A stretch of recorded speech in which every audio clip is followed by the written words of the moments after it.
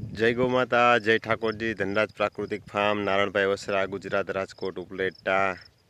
તો ચાલો મિત્રો, આપણે એવો સરસ મજાનો વિડીયો જોવા માટે લઈ આવ્યા છીએ અને ખાસ કરીને બધા જ મિત્રોને વિનંતી કે આ વિડીયો એટલો શેર કરજો જેથી કરીને પ્રાકૃતિક ખેતી કરતા ખેડૂતોને ખબર પડે અને રાસાયણિક ખેતી કરતા ખેડૂતોને ખબર પડે અને ખાનારા વર્ગને ખબર પડે કે આવનારા સમયમાં તમે જે ખાશો, તમને એમ હતું કે ઘઉંમાં કોઈ પણ પ્રકારનું કાંઈ નથી થતું અને નથી છાંટવામાં આવતું, તો આવતા વર્ષેથી 100% એમાં પણ દવા એટલી પુષ્કળ પ્રમાણમાં છાંટવામાં આવશે કે તમે કલ્પના નહીં કરી શકો।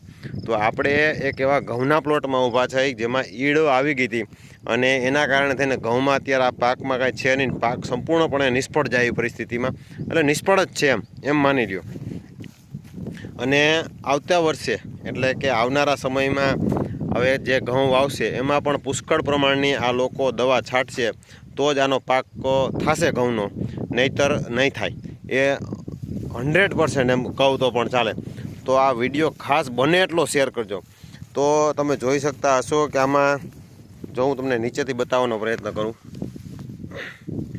જો આ છે ને આમાં બધે નીચે જો અહીંયા ત્યારે જ્યાં સ્ટાર્ટિંગના સમયમાં ઈયળો આવી ગયેલી છે, તો આની જે મેન જે હોય એને ઈયળો ખાઈ ગઈ હતી, બરાબર। જ્યાંથી આ જે હોય એને મેન જે છે એને ઈયળો બધી ખાઈ ગઈ હતી।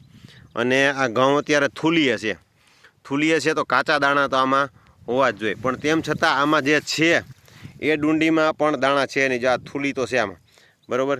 પણ જો આમાં છે ને ક્યાંય આખી ડુંડીમાં ક્યાંય પણ એક દાણો નથી, એક દાણો। એટલે મારો કહેવાનો તાત્પર્ય માત્ર ને માત્ર એ છે કે આવનારા સમયમાં જો અત્યાર સુધી બધાને એમ થતું હોય કે ઘઉંમાં કોઈ પણ પ્રકારનું કાંઈ કરવું નથી પડતું, અને આ માણસને સમજાવવા માટે થઈને આ જે અત્યારે થયું છે એ વસ્તુ કે પહેલાં વહેલાં ખાતરની શોધ થઈ એટલે પહેલાં વહેલાં પાક સારા બધા લહેરાતા અને બધા સારા થયા। જેમ જમીનની ગુણવત્તા નબળી થવા માંડી એમ પાક નબળો થવા માંડ્યો અને પછી રાસાયણિક દવાઓ છાંટવી પડી। તો આવનારા સમયમાં અત્યાર સુધી 50 વર્ષમાં જે નુકસાન થયું અને જો પ્રાકૃતિક ખેતી તરફ નહીં વળીએ અને પ્રાકૃતિક ખોરાક શોધતા લોકો નહીં થાય તો આવનારા 5 સમયમાં એવડા ભયંકર રિઝલ્ટો અને પરિણામો જે આવશે માનવ સ્વાસ્થ્યમાં, તો આપણે કલ્પના પણ નહીં કરી શકીએ।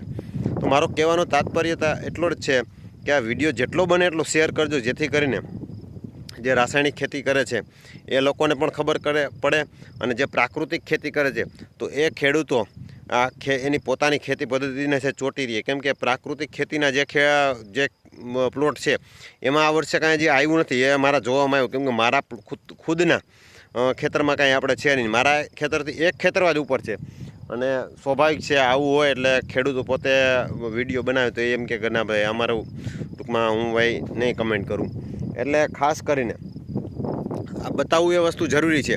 એટલે એના માટે થઈને તમને પૂરો આખો પ્લોટ બતાવું, કેમ કે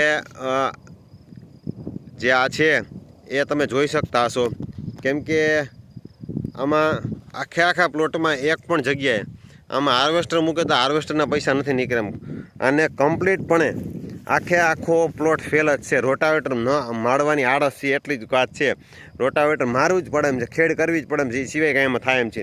બિયારણ ગયું, ખાતર ગયું, ખેડ મજૂરી આ બધું જ આમાં ગયું। તો માત્ર ને માત્ર આપણું કહેવાનું એટલું જ થાય છે કે પ્રાકૃતિક ખેતી બાજુ વળીએ અને જમીનની ગુણવત્તા વધારીએ।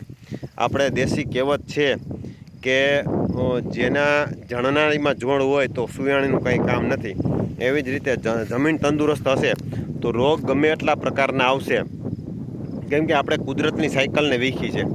કેમ કે ઈયળો આવે તો ઈયળો ખાવાના પરભક્ષી જીવો આવે, પણ આપણે એટલું અંધાધૂન રાસાયણ અને કેમિકલ છાંટેલું છે કે પરભક્ષી જીવો આપણા ખેતરમાં આવવા તૈયાર નથી।